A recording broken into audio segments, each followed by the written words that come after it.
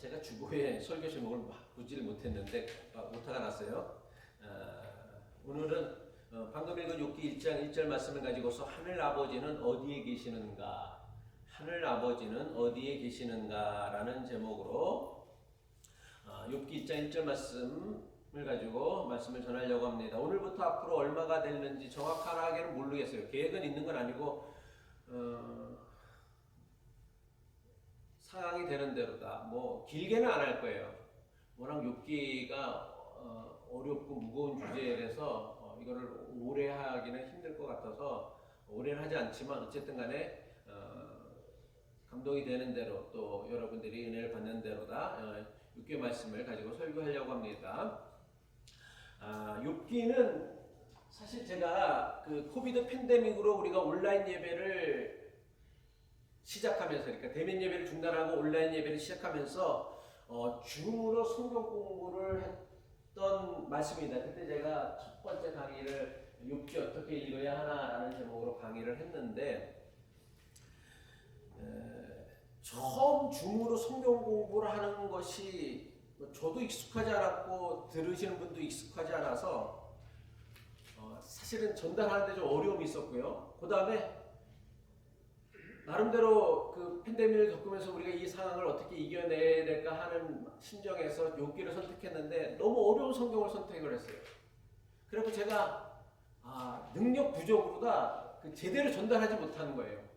시간은 긴데 제대로 전달하지 못하니까 듣는 분들이 다들 너무 이렇게 지루해하고 힘들어했어요. 그래서 제가 중간에 그야말로 포기하다시피 해서 서둘러 끝내고 말았습니다.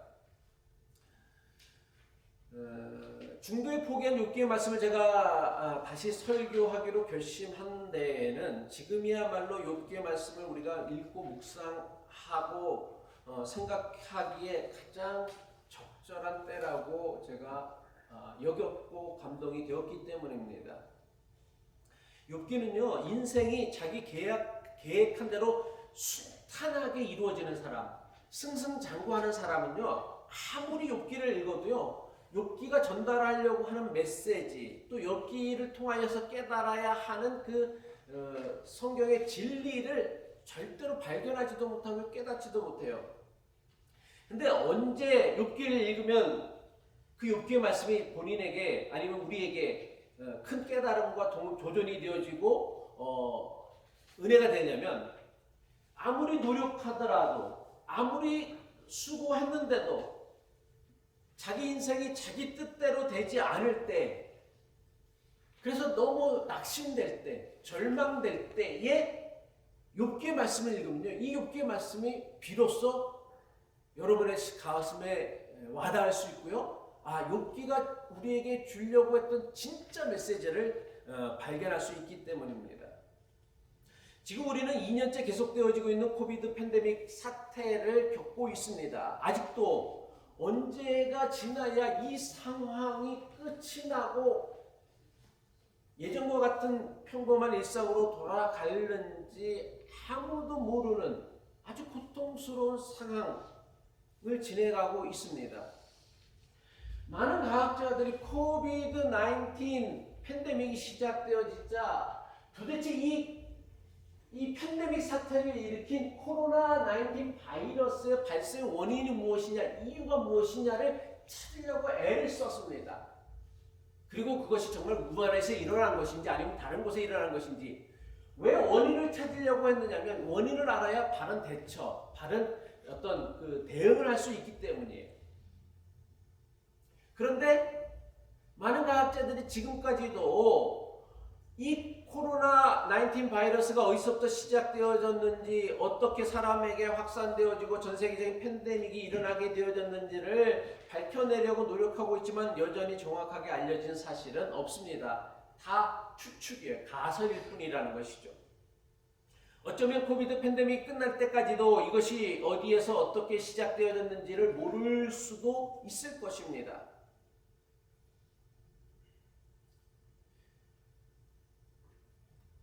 그런데 이 원인과 이유를 우리가 정확하게 알 수 없는 것은요, 단지 우리가 겪고 있는 코로나19 바이러스만이 아니다라는 사실입니다. 여러분들은 인생을 살아가면서 여러분의 인생을 돌아보면서 도대체 왜 내가 이런 일을 겪어야 하는지 도무지 알 수 없는 그 일들이 한 번도 없었나요? 아마 대부분의 사람들은 인생을 살아가면서 도대체 내가 왜 이런 일을 겪어야 하는가? 내가 왜 저런 남편을 만나고 이런 힘든 인생을 살아야 했는가? 그런 고민 안 해봤어요? 그런 고통들 아니면 그런 의문들 안 가져봤어요? 왜 내가 이런 상황을 겪어야 했는가? 왜 내가 이런 어려움을 겪어야 했는가? 왜 내가 이런 질병을 겪어야 했는가라는 고민을 안 해봤어요? 아마 다 했을 거예요. 그리고 근데 아무리 생각해봐도 그 원인, 이유를 모르는 일들이 우리 인생에는 사실 너무나 많다라는 거예요. 어떤 사람은요, 건강에 신경 쓰지 않고요, 뭐 술도 잘 마시고 담배도 뭐 하루에 막 한 가지 이상씩 피는데도 평생을요 건강하게 사는 사람들이 있어요.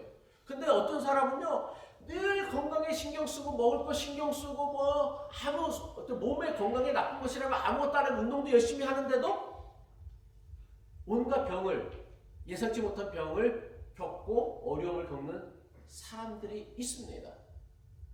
이걸 어떻게 이해해야 돼요? 어떻게 받아들이냐라는 거예요.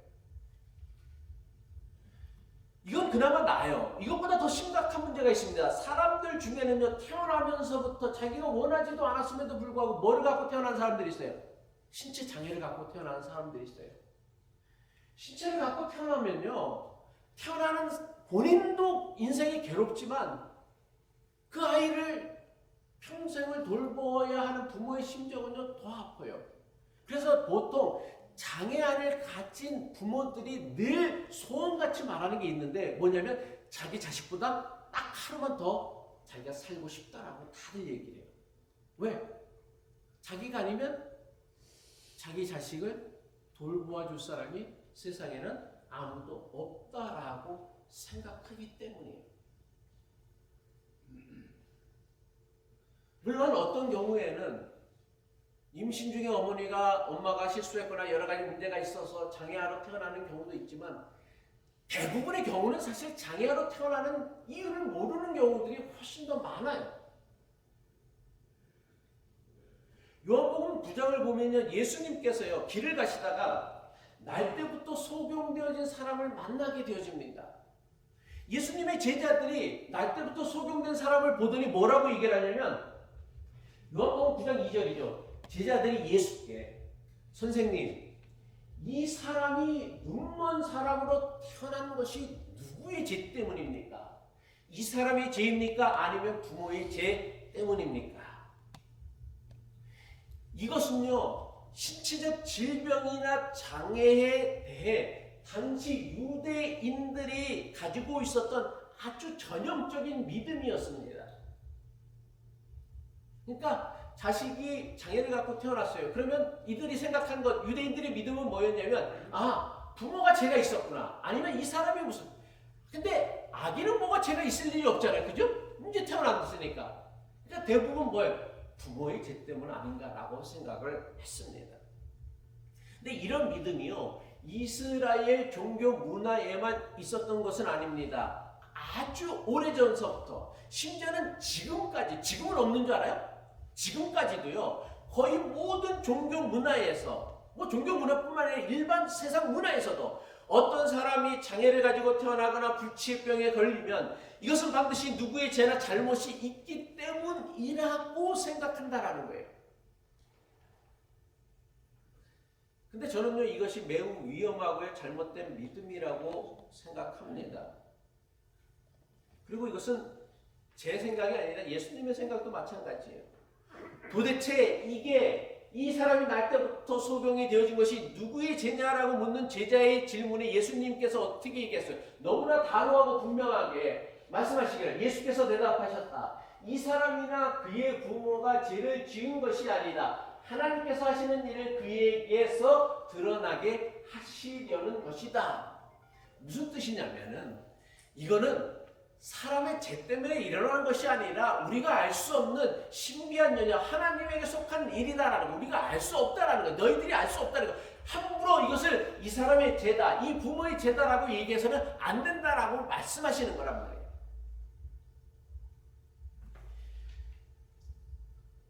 하지만 많은 문화권들이, 많은 문화들이 현재 겪고 있는 모든 고통이나 고난에는요, 반드시 거기에 타당한 원인과 이유가 있다라고 믿는 것이요, 아주 오래된, 그리고 지금까지 계속되어지고 있는 인류의 공통된 생각이며 믿음입니다.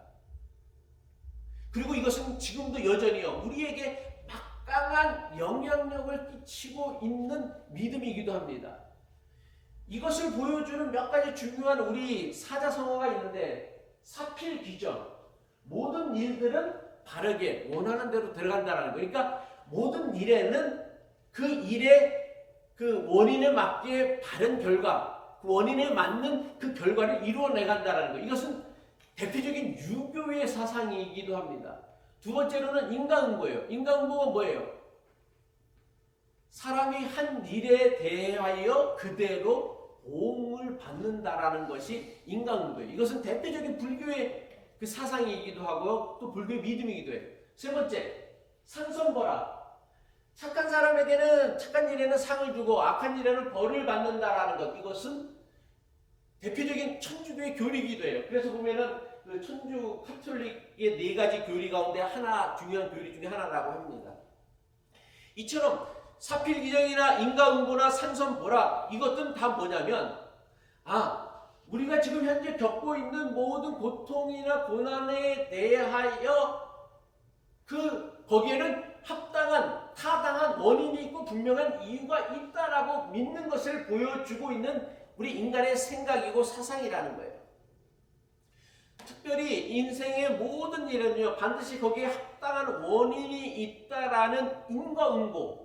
이것은 가장 대표적인 불교의 신앙 중에 하나입니다. 불교는요, 착한 업을 지으면, 업보라, 카르마라, 영혼 카르마라고 하는데, 착한 업을 지으면 그것이 언제 좋은 결과가 나타나게 되어지고, 나쁜 업을 지으면 악한 결과를 가져온다고 해요. 그래서 뭐라고 얘기하면, 전생에 지은 선악에 따라서 현재 내가 살아가고는 행복과 불행이 결정되어진다는 거예요. 그리고 현세의 선악의 결과에 따라서 내세, 죽은 이후의 삶에 대하여 행복과 불행이 결정되어진다라고 믿습니다. 그래서 어떻게 생각을 하냐면,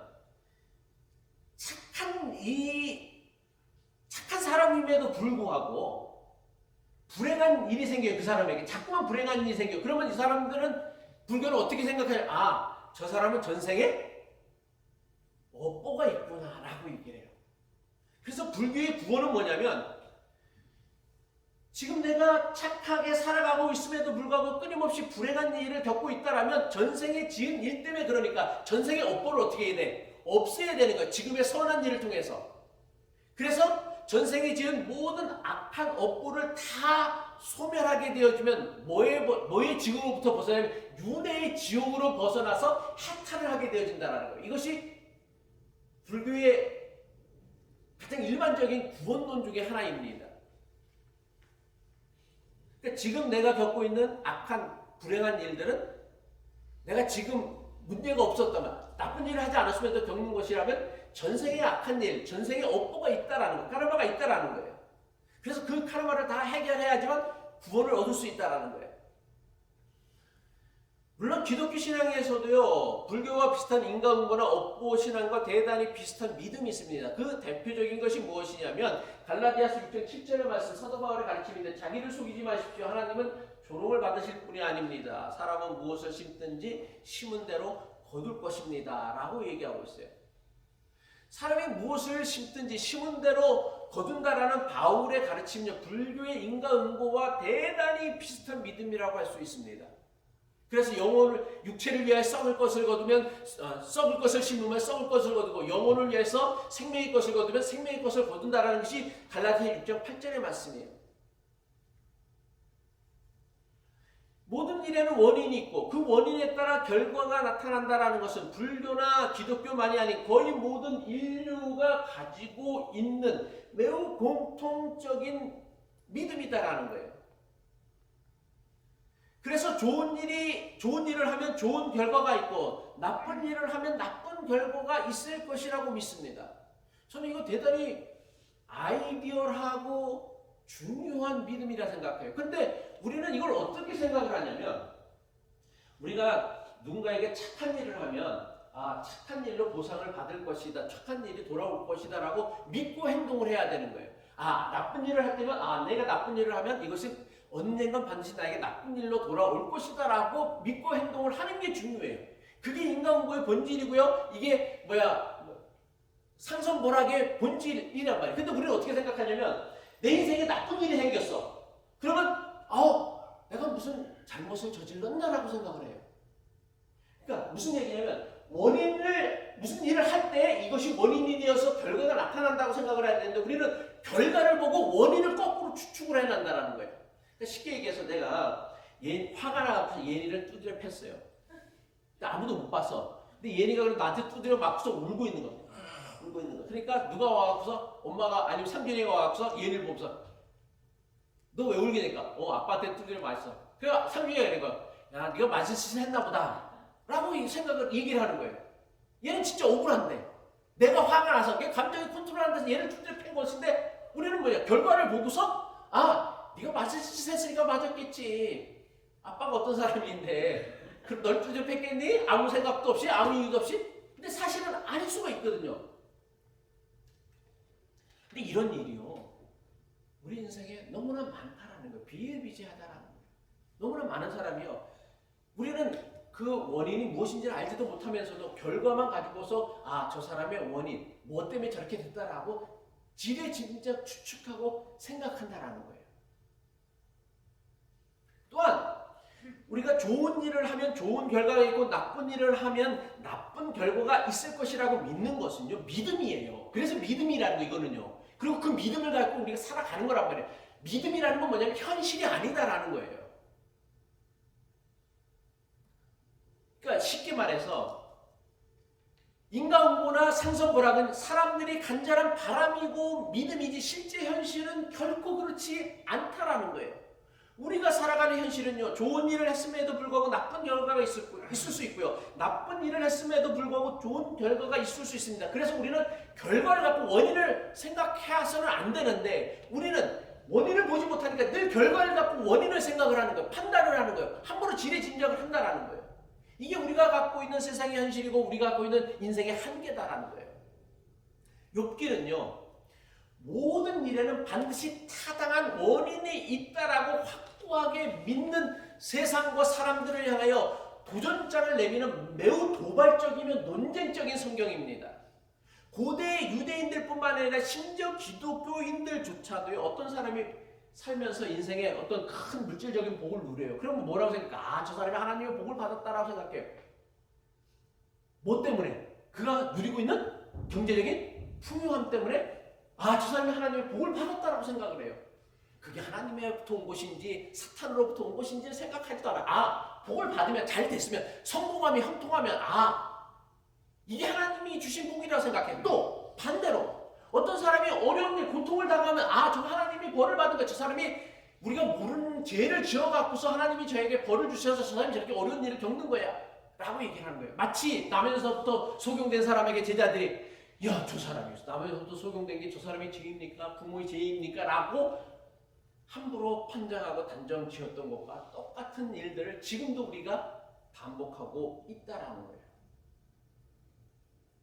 욥기는 이러한 믿음에 대해 정면으로 문제를 제기하는 말씀입니다. 물론 착한 사람이 복을 받고요. 악한 사람이 벌을 받는 것은 마땅히 이루어져야 하는 당이임에는 틀림이 없죠. 이런 세상이 좋은 세상이겠지. 하지만 욥기는요. 우리가 살아가는 현실 세계가 우리의 믿음대로 이루어지지 않고 있음을 적나라하게 고발하고 있습니다. 그리고 정말 우리가 인과응보나 상선보락의 신앙을 믿고 있는가? 그것도 사실은 불확실해요. 착한 일을 하면서 상을 받을 생각을 했는데 우리는 뭐요? 지 멋대로 살면서도 복 받을 생각하잖아요. 지 마음대로 살면서도 복 받을 생각만 하잖아요. 그리고 안 주면은 뭔가 원망하고 저주하기 막 섭섭해한다란 말이에요. 어쨌든 간에 욥기는 우리가 갖고 있는 이런 어떤 아주 오래된 결과주의적 신앙에 대하여 문제를 제기하고 있는 도전장을 내미는 매우 중요한 성경 말씀입니다. 그런데 많은 경우 욥기의 말씀은요, 사람들에 의해서, 교인들에 의해서, 목사들에 의해서 가장 심각하게 왜곡되어져서 설교되어지는 말씀이기도 해요. 본래의 기록 목적과는 전혀 다르게 해석되어지고 설교되어지는 경우가 사실은 대부분이에요. 아마 여러분들도 대부분 욥기가 믿음을, 신실한 믿음을 가져갖고서 그가 고난 중에서도 하나님을 버리지 않고 잘 신앙을 지켰기 때문에 그가 나중에 갑절의 복을 받았다라고 생각을 해요. 근데 욥기가 보여주고 있는 욥은요, 신실한, 여러분이 생각하는 수준의 그 신실함이 아니었어. 하나님 앞에 자기가 태어난 날을 저주하고 원망하면서 왜 나를 태어나게 했는지 하나님 앞에 묻고 따졌던 사람이었고요. 도대체 내가 이렇게 고통을 당해야 될 이유가 무엇이냐면서 자그마치 30몇 장에 걸쳐서 하나님 앞에 묻고 따졌던 사람이 욥이란 말이에요. 근데 우리는 그냥 앞부분과 뒷부분만 보고서 욥이 대단히 신실한 사람이고 믿음이 좋았던 사람이고 그래서 그가 고난 중에서도 그 고난을 잘 견디니까 갑절의 복을 받았다라는 사람 쪽으로 생각을 해요. 아니요, 이건요, 욥기를요 아주 심각하게 욥기의 메시지를 아주 근본적으로 왜곡하는 거예요. 이건 몰라서가 아니라 의도적인 왜곡이고요, 고의적인 왜곡이라는 거예요.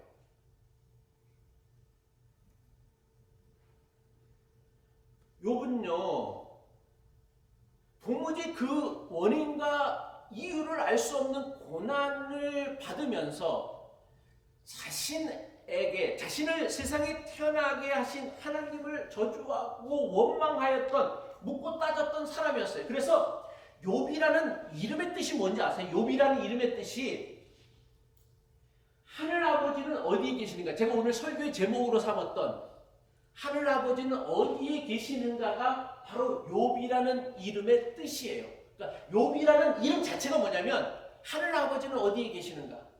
이게 뭐 하나님을 좋아서 찾는 게 아니라 도대체 내가 이렇게 고통당할 때, 내가 이렇게 어려움 당할 때 도대체 하나님은 어디에 계십니까? 라고 하나님 앞에 묻고 따진 거예요. 우리가 인생을 살아가면서 정말 감당하기 힘든 답답한 현실을 만날 때 우리도 그런 거 있잖아요. 도대체 하나님은 어디에 계십니까? 내가 이렇게 고통당할 때 도대체 하나님은 어디에 계십니까? 라는 그 한탄 어떤 원망들을 할 수가 있는데 바로 그 원망들을 쏟아내는 것이 바로 욥이라는 이름의 뜻이에요. 그러니까 욥이라는 이름 자체서부터 대단히 순종적이고 신실하다라기보다는 도전적이란 말이에요.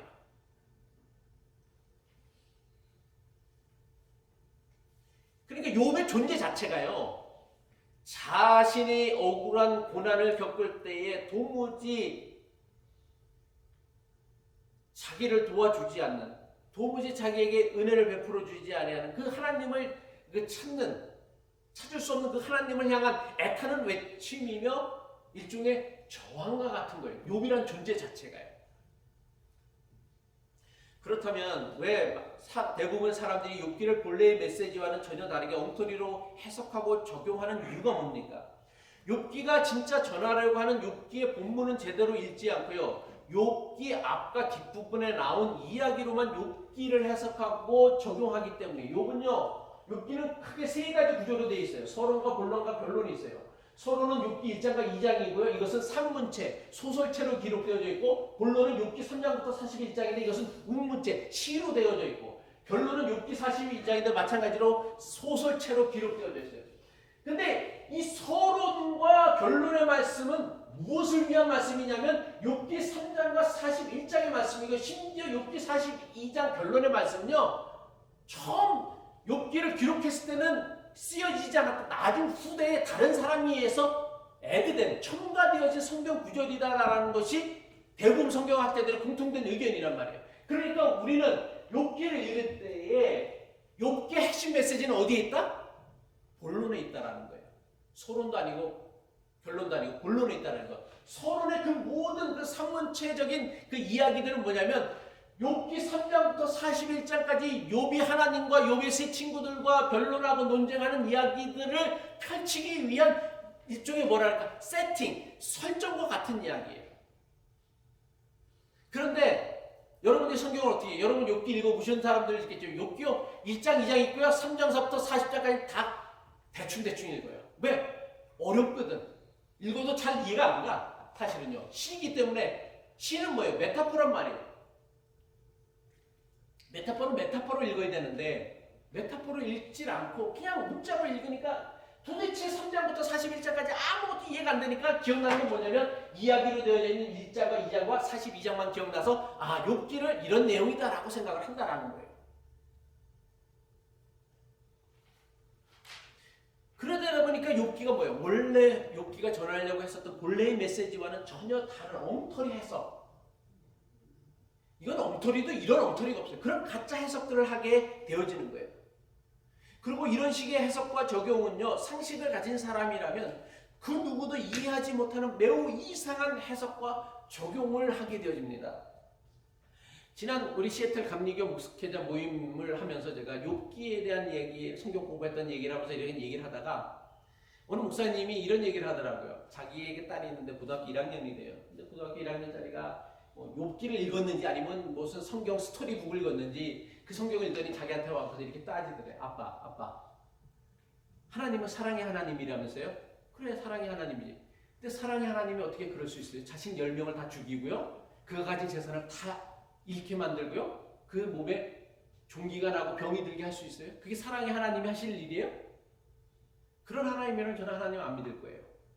딸이 그렇게 얘기했대요.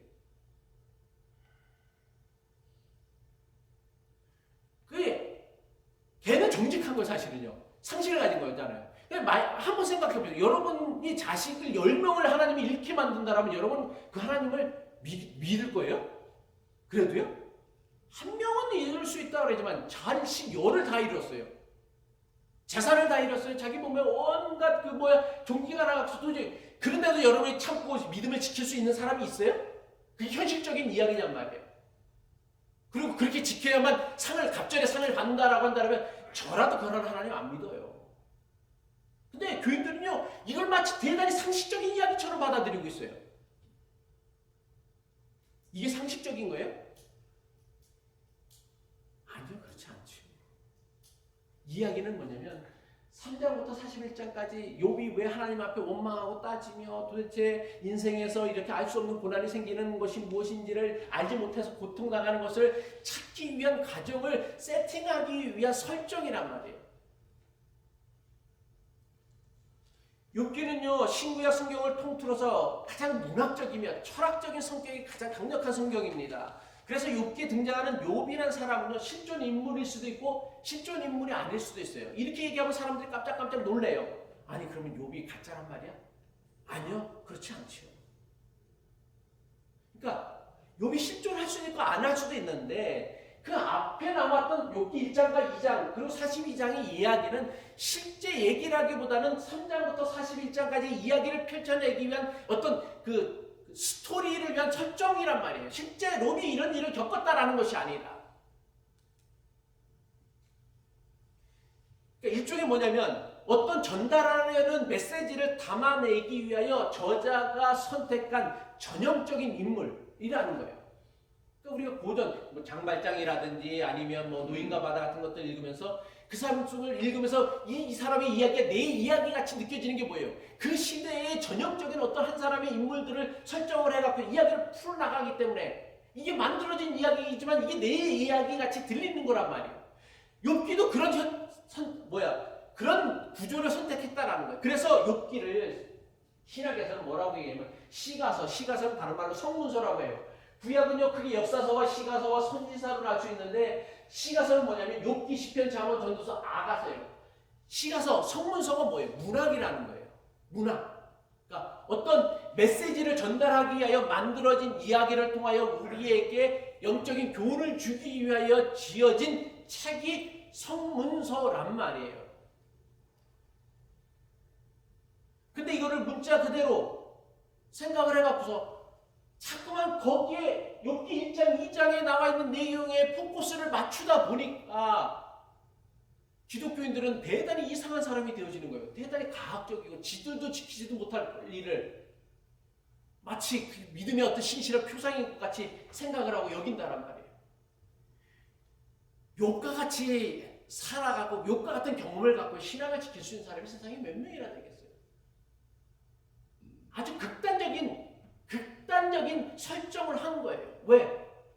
그래야만, 그리고 욥을 극단적으로 흠이 없는 사람으로 만들어야 된다라는 거예요. 만들어야 할 필요가 있었던 거예요. 왜? 그래야만 우리가 갖고 있는 인과응보, 상선보람, 저 욥이 당하는 그 고통을 보니까 저 사람 분명히 악한 일을 져서, 만약에 욥이 흠이 있었던 사람이라고 하는데 그 이유 때문에 욥이 이런 고통을 당하는 거야 라고 얘기할 수 있으니까, 그런 것들을 위하여서 욥을 아주 흠없고 의로운 사람으로 설정해 놓았다란 말이에요.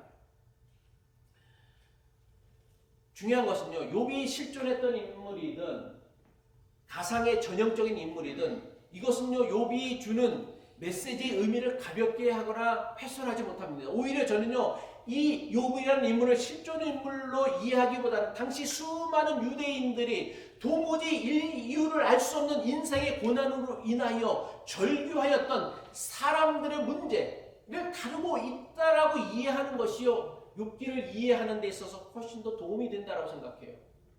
그래서 이게 남의 이야기가 아니라 욥과 같이 우리와는 전혀 다른, 우리는 흠도 많잖아요. 죄도 많잖아요. 그러니까 조금만 잘못 지으면 무슨 생각해, 내가 무슨 잘못을 했나 보다 라고 생각을 하는 경우들이 많잖아요. 그러니까 욥기를 읽으면서 아무 감흥이 없는 이유가 그거예요.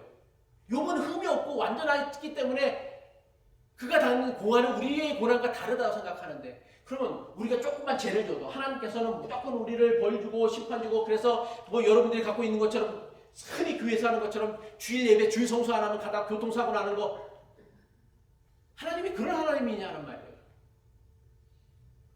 다 죽었어요. 이제 여기 다 죽었어야 돼. 그러면 만약 그런 식으로 따진다면 살아남은 사람이 어디 있어요? 다 죽지. 근데도 그런 말들이 교인들에게 먹혀 들어가는 이유가 뭐예요? 자기가 지은 죄가 있거든. 그러니까 찜찜하거든. 그러니까 죄책감을 가지는 것이지. 근데 그거 아니다라는 거예요.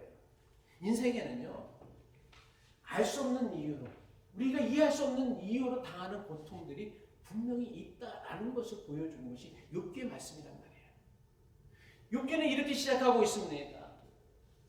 우스 땅에 욥이라 불리는 사람이 있었는데, 욥기 시작은요, 마치 옛사람들이, 옛 어른들이 아이들에게 이야기를 들려줄 때 옛날 옛적에 누가 어디에 살고 있었는데라는 말과 비슷한 구조로 시작하고 있어요.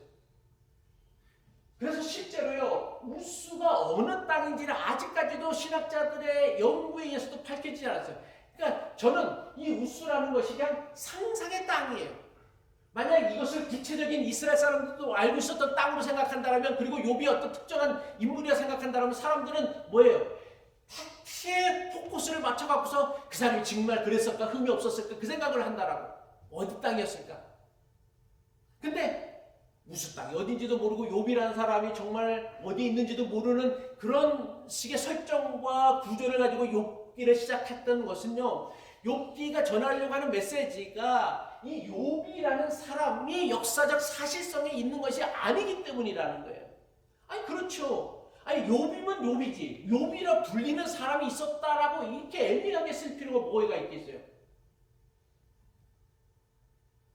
이것으로 미루어 우리가 생각해야 되는 게 뭐냐면요, 욥기를 기록한 저자는요, 욥이 살던 시대, 욥이 살던 지역, 그리고 욥이라는 인물에 대한 역사적 사실이 중요한 것이 아니었어요.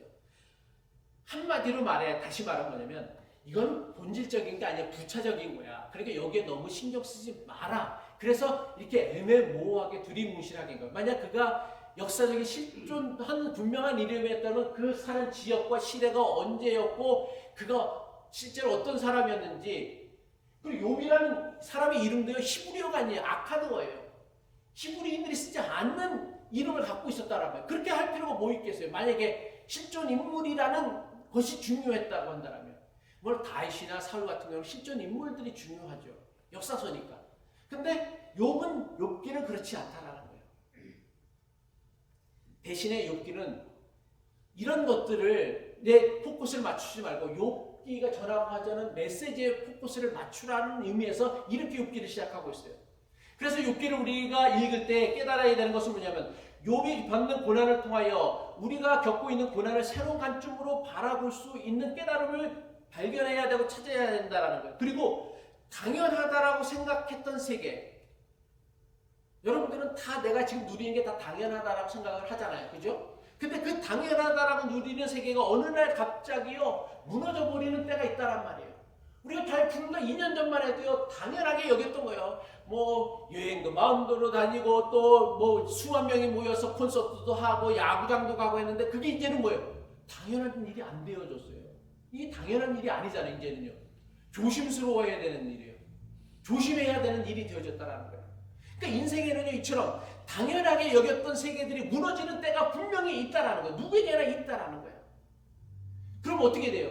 당연하다고 여기는 세계가 어느 날 갑자기 무너지거나 낯설게 변화되어질 때 우리는 당황하지 않을 도리가 없어요. 옛 질서가 무너져 내릴 때, 든든하다고 생각했던 세계가 흔들릴 때, 상식이 더는 통하지 않을 때에, 내 열심, 노력이 더 이상 통하지 않을 때 우리는 뭐예요? 세상을 바라보는 방식을 바꿔야 된다는 거예요. 예전의 방식대로 세상을 바라보고 예전의 방식대로 세상을 살아가면서는 절대로 새로운 뉴 노멀의 시대를 살아갈 수가 없다는 거예요. 욥기를 기록하고 읽었던 당시 시대 상황이 그러했다라는 거예요. 착하게 살면 복을 받고요, 악하게 살면 벌을 받는다라는 단순 논리로 해명되어지지 않는 세상이 자기들 눈앞에, 욥의 눈앞에 펼쳐진 거예요. 이건 욥만 아니라 욥기를 읽었던 모든 이스라엘 백성들이 그런 세상을 만든 거예요. 성전이 파괴되었고요, 그리고 이스라엘 멸망을 했어요.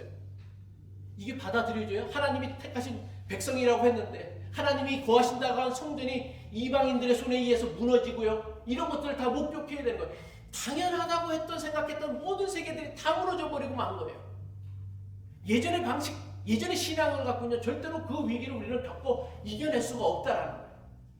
욥기는요, 율법의 가르침이 부질없어 보이는 현실, 성전 신앙이 더는 사람들을 위로하지 못하는 그 절망적인 현실, 사람의 지혜로는, 사람의 생각으로는, 사람의 학문으로는 도무지 풀리지 않는 인생의 부조리한 현실 앞에서 망연자실한 사람들을 위하여 기록되어진 말씀이 바로 욥기서라는 거예요. 우리말 가운데 이열치열이라는 말이 있고요, 이한치한, 인행치, 냉이라는 말이 있어요. 뭐예요? 열은 열로 다스리고요, 차가움은 차가움으로 다신다는 말이, 차가운 것은 차가운 것으로 다스린다는 것이죠. 슬픔의 감정 또한 인간의 감정도 마찬가지예요. 사람은요 슬플 때 기쁜 노래 들으면 하나도 안 기뻐요. 슬플 때 어떤 노래를 들어야 위로가 돼? 슬픈 노래 들어야 위로가 되는 거예요. 알아요? 그러니까 슬퍼하는 사람 보고 애써 위로한다고 가서 막 웃긴 얘기 해주면 위로가 되겠어요? 안 돼요. 슬플 때는요, 왜 슬픈 노래가 있냐면 슬픈 노래를 들어야 위로가 되기 때문에 슬픈 노래가 있는 거란 말이에요. 기쁠 때는 기쁜 노래를 들어야 되는 거예요. 근데 꼭 반대로 하고 있어.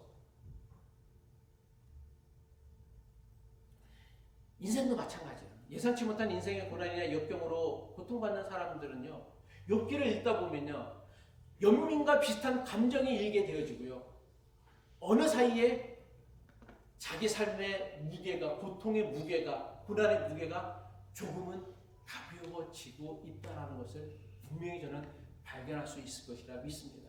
앞으로 욥기를 함께 읽고 설교를 들으면서 반드시 염두에 두고 주의해야 할 것을 설명하는 것으로 오늘 설교 말씀을 마치려고 합니다.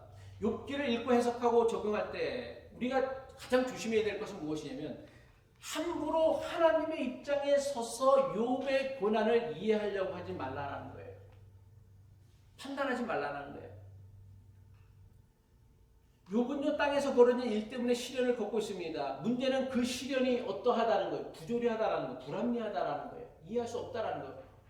마땅하다는 원인이 없다라는 거예요. 욥은요, 지금껏 자신이 가졌던 신앙으로는 그 고통의 의미, 원인, 이유를 알 수 없기 때문에 그는 거듭거듭 하나님께 의문을 제기하는 것입니다. 악한 자들이 벌을 받고 선한 이들이 상을 받는 것이 그가 지금까지 가져왔었던 지혜였고 믿음이었고 신앙이었어요. 그런데 그 신앙이 더는 작동하지 못하는 세계를 만난 거예요. 여러분, 그런 세상을 안 만나요? 착한 사람이 다 복을 받고 악한 사람은 다 벌을 받는 그런 세상을 여러분 살고 있어요? 아니잖아요. 악인이 형통하는 세상을 우리는 살아가고 있다란 말이에요. 다 그렇진 않지만. 그런데 이런 욥을 더욱 힘들게 했던 게 뭐예요? 욥을 위로한다고 찾아온 세 친구들이 어떻게 얘기했어요? 도무지 자신에게 적용할 수 없는 상선보라, 인과응보의 신앙을 가지고 욥을 위로했던 거예요. 야, 네가 이런 고통을 당하는 데는 네가 죄를 지은 게 있을 거야. 그 좀 곰곰이 좀 생각해보고 그거 회개해. 그럼 하나님이 그 벌을 다 걷어가실 거야 라고 얘기를 하는 거예요. 뭐예요? 자기가 마치 하나님이 있냐? 남의 인생에 나타난 고난, 고통을 가지고 함부로 재단질하고 판단하고 결정한다라는 거예요. 우리 역시요, 불행을 겪는 이들을 보면요, 위로한다 시고요, 마치 자신이 하나님이라도 된 것처럼 말을 할 때가 있어요. 우리가 하나님이 아닌데, 그리고 우리가 누군가의 고통에 대해서 함부로 말할 수는 없어요, 사실은요. 그 고통을 갖고서 야, 네가 하나님 앞에 믿음을 잘못 가졌기 때문에 이렇게 됐다라고 어느 누구도 말할 수 없는 거거든요. 근데 이런 일들을 습관적으로 하여요. 특히 믿음 좋다고 하는 사람들, 신실하다고 하는 사람들, 교회 오래 다녔다고 하는 사람들, 자기 코가 석자이면서 지코도 못 닦으면서 이런 일들을 하고 있다는 거예요. 욥기는요, 욥기를 읽는 모든 이들에게 정답이 없는 삶을 살아갈 용기가 여러분들에게 있습니까? 라고 묻는 거란 말이에요. 인생은요, 정답이 없어요. 신앙에도 정답이 없어요. 정답이 있으면 얼마나 좋겠어요. 뭐 상선보락, 인과응보, 사필기정, 그런 정확한 정답이 있으면 얼마나 좋겠어요. 그런데 인생에 정답이 있어요? 신앙에 정답이 있어요? 없어요. 욥기를 통하여 발견하게 되어진 인생에 대한 교훈은 뭐냐면, 부조리해 보이는 세상이 우리에게 던지는 그 질문에 대한 답을 찾아가는 과정이에요.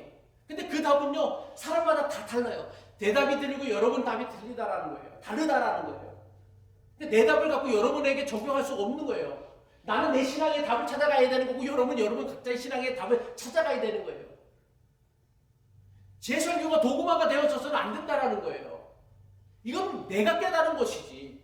근데 여러분, 내가 깨달은 이야기를 통해서 여러분이 깨닫는 것들을 찾아가고 발견해 나가야 한다라는 거예요. 근데 뭐예요?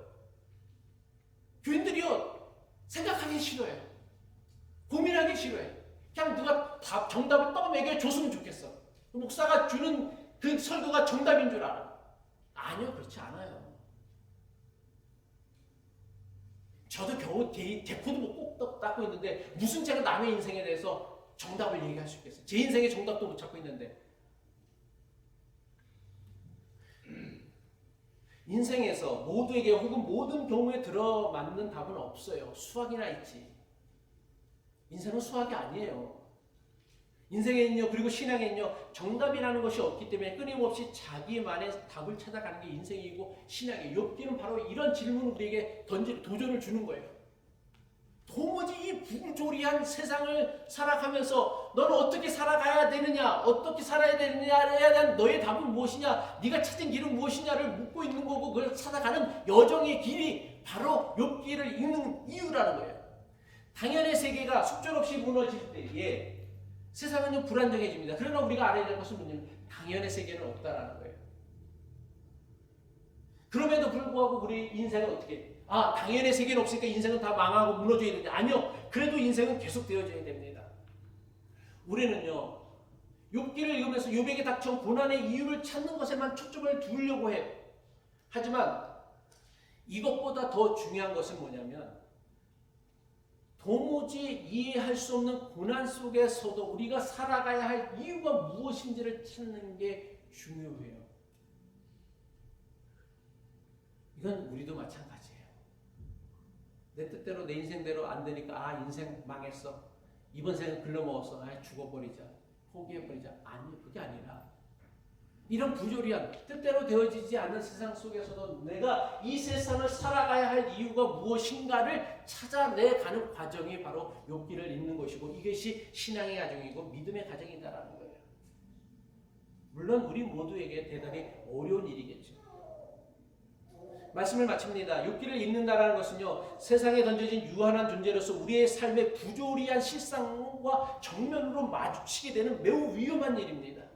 사람들은 너무나 손쉬운 해답을 구하지만 삶은 그렇게 단순하지 않아요. 어디 인생이 다냐 부모 자식 간의 문제도 부부 간의 문제도 단순한 게 없어요. 정답이 없어요. 누구 얘기 듣고서 따라한다고 그대로 되는 게 하나도 없어요.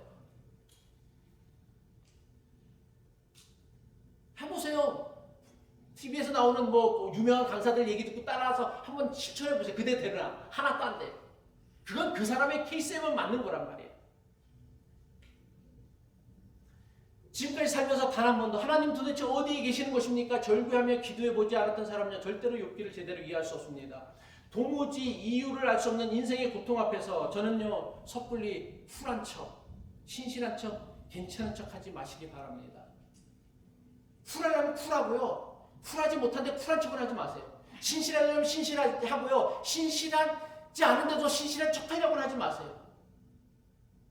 정말 괜찮으면 괜찮아도 되지만 괜찮지도 않으면서 괜찮은 척할 필요는 없다라는 거예요. 이런 태도는요 절대로 우리의 신앙, 우리의 삶, 우리의 믿음을 성숙시키지 못해요. 그리고 절대로 우리가 갖고 있는 이 그 부조리한 인생의 고난을 뛰어넘게 하지 못한다는 거예요. 오히려 욥처럼 인생의 부조리함 앞에서 도대체 하늘 아버지는 어디에 계십니까? 라며 처절히 원망하고 절규하며 하나님께 물어보아야 한다는 거예요. 내가 이렇게 고통당하는데 하나님 도대체 어디에 계십니까? 하나님 도대체 내 아픔을 듣고 계십니까? 물어야 된다는 거예요. 기도해야 된다는 거예요.